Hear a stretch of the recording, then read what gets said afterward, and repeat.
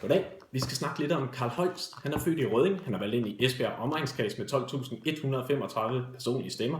Og i 2008 der lånte han Lars Løkke sin ferielejlighed på Tenerife. Netop Tenerife det er den største af de kanariske øer, og det er de øer, hvor kanariefuglen stammer fra. Kanariefuglen den menes at være blevet tæmmet første gang af spanske munke i omkring 1480. For 1480 kroner kan du få en Advance håndklæderadiator i krom. Og som vi alle ved, så er det krom, der styrer den røde farve i rubiner.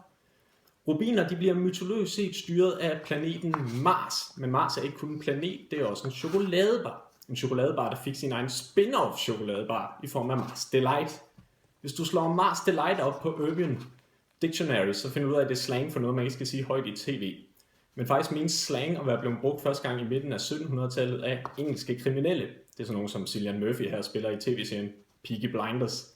Den foregår i Birmingham, som er den samme by, som tidligere landsholdsspiller Martin Laursen han spillede for Aston Villa i. Aston Villas logo, det er en løve, og løver de lever vildt i Afrika, og så lever de i Gir National Forest Park. Den ligger i Indien, og i Indien vokser også planten Plantago ovata. Det er den, man får psyllium-frøskaller fra. Og psyllium-frøskaller er måske bedre kendt som loppefrøskaller. Så faktisk er den ingrediens, som Pernille Mortensen bruger i sine teboller i afsnit 2 i sæson 4 af Den Store Bagedyst. Velbekomme.